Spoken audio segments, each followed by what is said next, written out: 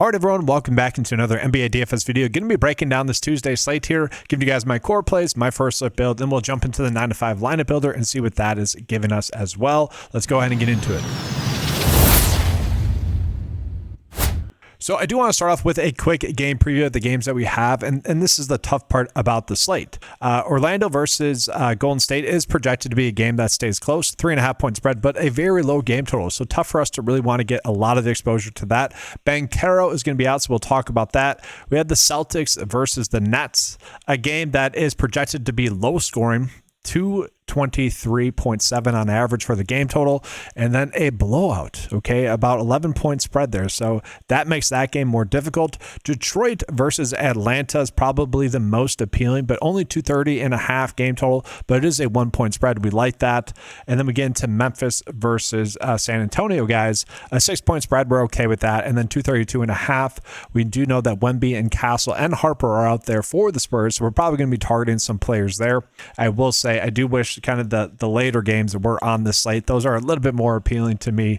Portland has a bunch of decent plays there, but let's go ahead and jump into this slate. So let's start out here with Orlando, guys. Orlando's fine. You got Franz Wagner, who's probably priced up a little bit too much for kind of the low game total. That's the concern at 8.7, but he should be able to get around value, projected to get around 40 DFS points. I actually like getting into Desmond Bane a decent amount. He is projected to go 4.7x on a 4-game slate. I think that's going to be good enough for us, guys. Projected to get 33 minutes, about 34 DFS points, which this could end up actually being a little bit too low. In his last game against Houston, ended up getting 40 DFS points for us there. So I don't think we should be banking on that, but I do think it's in the realm of possibilities.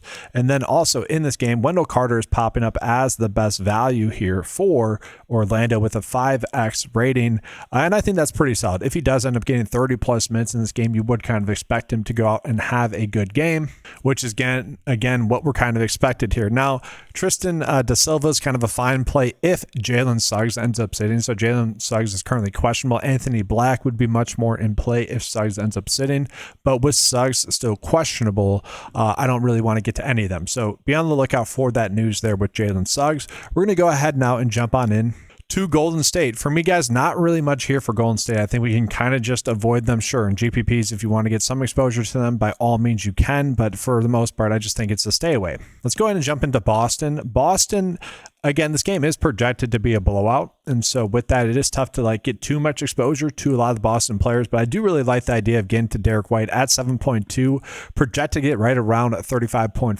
DFS points. I think that ends up being pretty darn solid.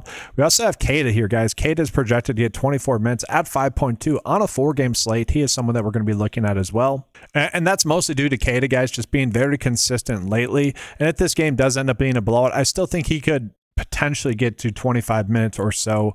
But if it ends up being a blowout, obviously the Boston Celtics are going to be the reason why it's a blowout. The key players are going to be the reason as to why it's a blowout. And looking at Derek White, guys, I'm kind of fine riding the hot hand with him. He's been playing extremely well.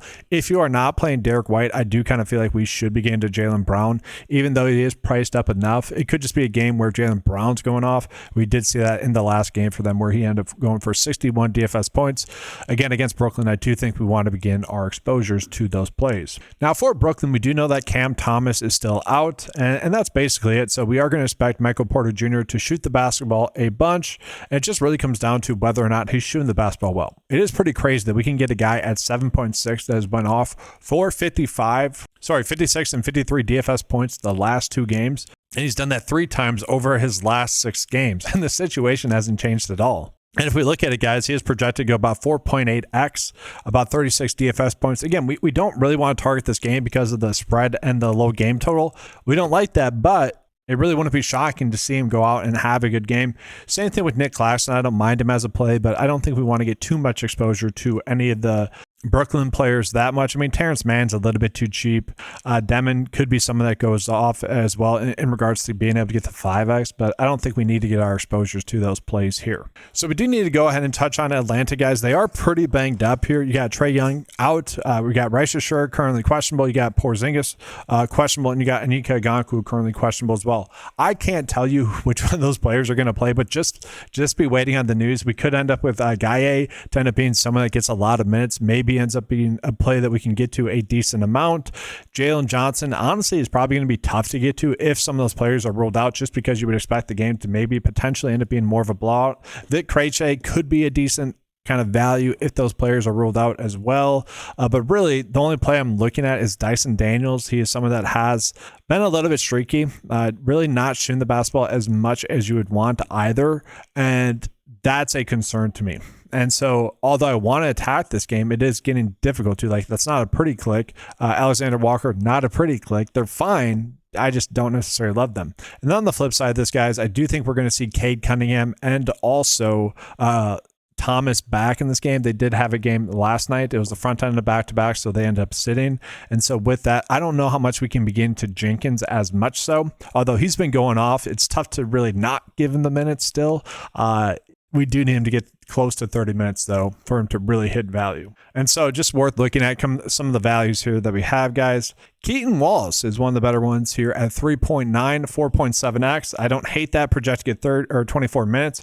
I guess we could look at that for him. And then for Detroit, guys, again, very much predicated on who's going to be active or not active. Jalen Duren does project to get 5x, and really, it's tough to ignore that if he is. I mean, this could end up being a slate where we're going two centers. Wendell Carter and Jalen Duren are both popping up a decent amount there. Cade Cunningham is expected to be back. He is kind of the pay up on the slate. Does need to get to a double-double, though, for me to really hit value. He's projected to get 9.5 assists, which that's really the difference of whether or not he gets that extra assist and gets a double-double for us. And then for me, guys, the best value that we are going to get is by far with the Spurs. Okay, so here's the tough part about the slate. I already mentioned we have some pretty good value in some of the centers, but we also have Luke Cornett, who should be able to get a decent amount of run in this game, projected to get 25 minutes. And if he does, projected to get 5.3x. You also have De'Aaron Fox, who's just in a smash spot as well. In a very limited sample size, guys, in games without Wemby and Castle, Fox has averaged 48 fantasy points per 36, so he ends up being a play we want to get to. Keldon Johnson's projected to get 25 minutes. I think he has a chance to get more than that. If he does end up getting more than that, he should be able to 5x. He's at 4.9x right now. And then Devin Vassell as well. I really like Devin Vassell as a play. If he ends up getting more than the 29 minutes that he's projected to get, could really crush. He's a little bit risky, though, at his price tag of 6.5, just a little bit. And then Kelly Olynyk, sure. We already have too many good center plays. I don't think we need to get there. But if you're looking to punt, if you need a value, he makes a lot of sense at 3.8. And then taking a peek at Memphis, guys, they are banged up. But with them being banged up, there's not really that many plays that we can get to.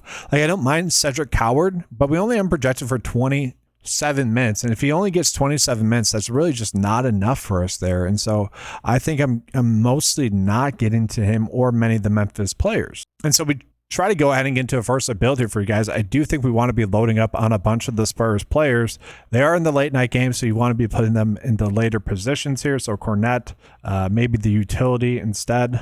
But I do think we're going to be getting to Keldon Johnson as well. And the question is three the perfect number? Is 4 too many?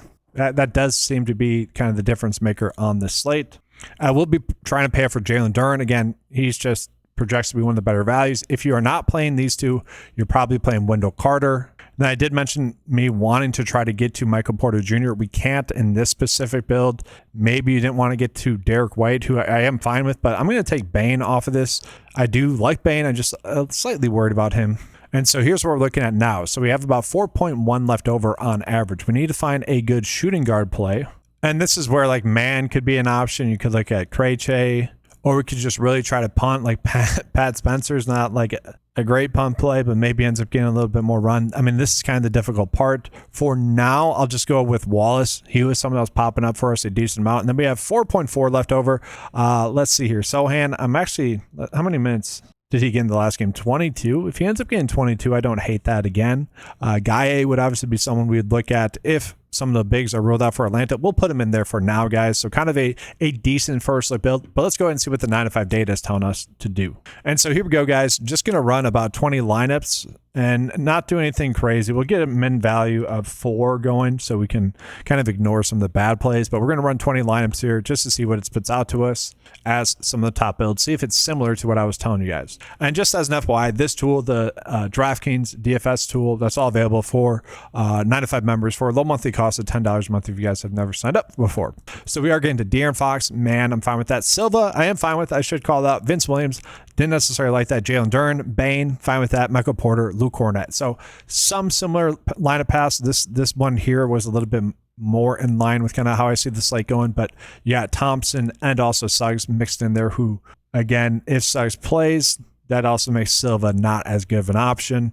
We go a little bit lower. This lineup is a little bit more fair and balanced, which is okay. What I'm noticing here is we're not really getting to Cade Cunningham, which is a little bit interesting. But that's going to do it for this video, guys. I would appreciate a like and subscribe to the channel as well. Trying to get the 9 to 5 NFL DFS channel going, and that would definitely be appreciated if you guys could subscribe. Maybe even leave a comment as well. Help out the channel. Thanks for watching, guys. Good luck, and as always, let's keep cashing.